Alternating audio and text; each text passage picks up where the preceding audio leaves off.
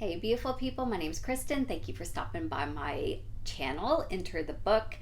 Today, I need to catch up a little on my filming because it's already the end of the month and I need to start planning for next month. And I need your help. So I'm going to show you, I think, four books that I am committing to my TBR, and then I'm going to show you 6 books that I want you to tell me which book you think I should add to that TBR, and the top 2 books I will add to my official pile. So I always like to read a classic, a nonfiction, a new release. So my nonfiction will be The Girl Who Smiled Beads. I have talked about this book before, by Clementine Wamariya. And this is a story memoir of a girl who had to escape Rwanda and the atrocities that were going on over there.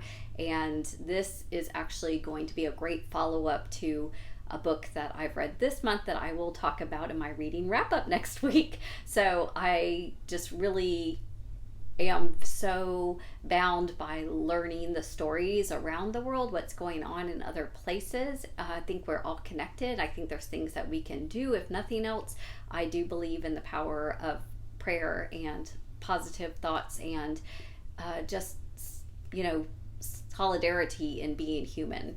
So that will be my nonfiction. My classic is this lovely copy that I found at a library sale for $1. Thank you very much. Dr. Zhivago by Boris Pasternak.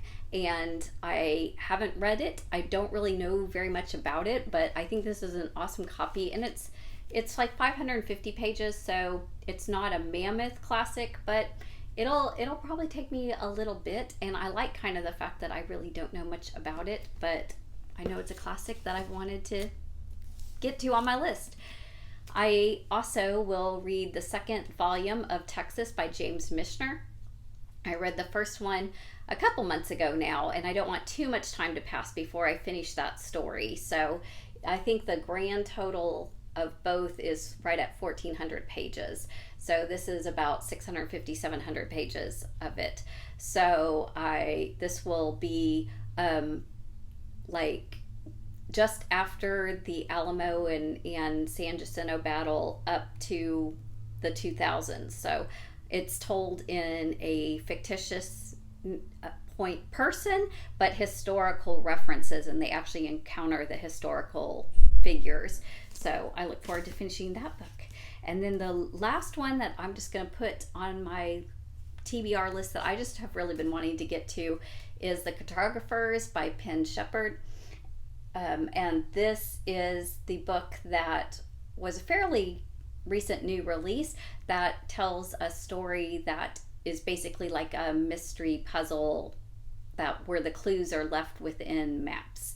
So I don't know too much else about it. I haven't heard a whole lot of chatter about it, which may bode that it's not very interesting or very engaging, but I'm going to give it a go, and I will let you know at the end of the month what I thought of this one and what my recommendations are one way or another. And then I will also be ordering another book of the month for a new release, but this kind of counts as 2 new releases because I definitely think any time in the past year is still new release to me. So for the 6 books that I am debating adding to the TBR, the first one is the second volume of Wheel of Time, Robert Jordan, The Great Hunt. So I did actually start, I'm about halfway done with the TV series, which is definitely inspired and following the story, but they've definitely altered some of the story as well. And I get to have that discussion with my husband, who will never read these books, so I don't have to, spoiler free with him. We can engage back and forth, but I would look forward to reading this one, particularly as I'm assuming that the TV series is going to keep on going, and I prefer to have read the book before it comes up. So if this is not chosen by y'all, I will probably be putting it in my July/August, sometime before the end of the summer. I find it likely I will read that. I also picked up a copy of Jennifer Egan's A Visit from the Goon Squad.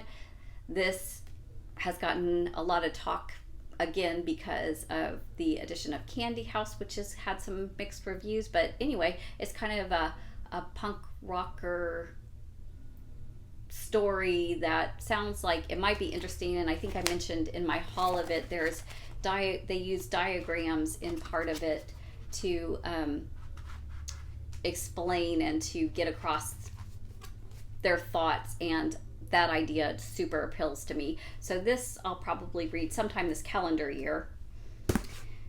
I also was gifted for Mother's Day by my oldest son, Garrett, Istanbul by Orha Pamuk. And this is a book that was recommended by Serene at Serene Sloth, and I will link her channel or the video below. And this is kind of a nonfiction memoir about talking about Istanbul. I think it's got some poetry and some personal stories, and maybe some sharing of some fiction stories. And I just think that sounded lovely. I loved her review. Go watch it, because she'll do a very good job of explaining what this book is about and seeing if you want to pick it up as well. So, nonfiction book. I also got the new TJ Klune's Under the Whispering Door. I think this is something about a magical connection to hearing stories of those who have passed, and so kind of dealing in issues of grief. And I have not actually read any of the TJ Klune books.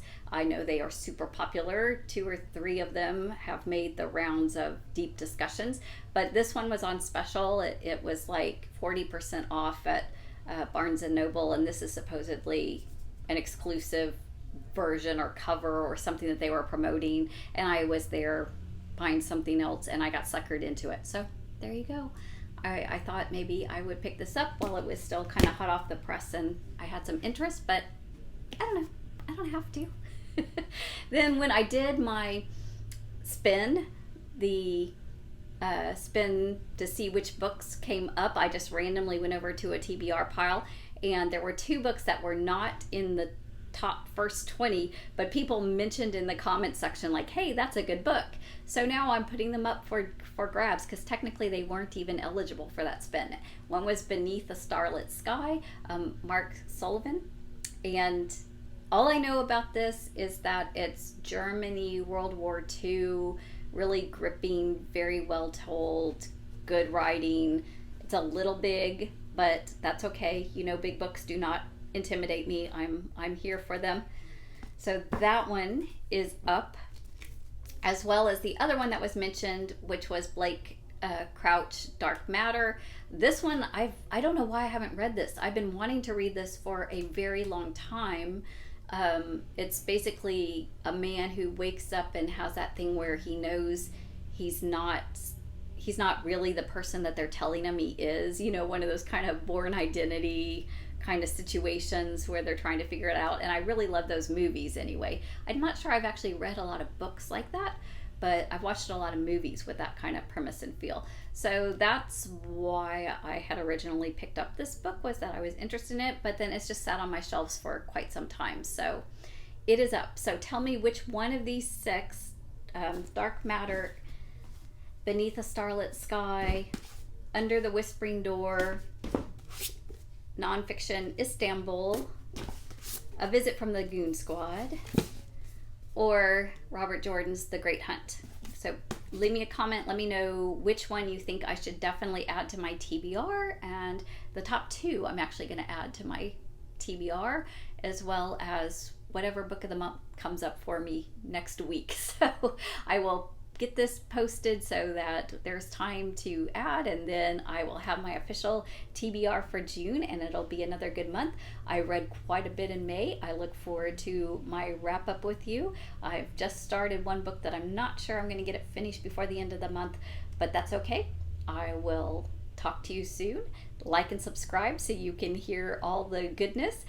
Leave me a comment with your choice. Thank you so much, y'all. Have a great day.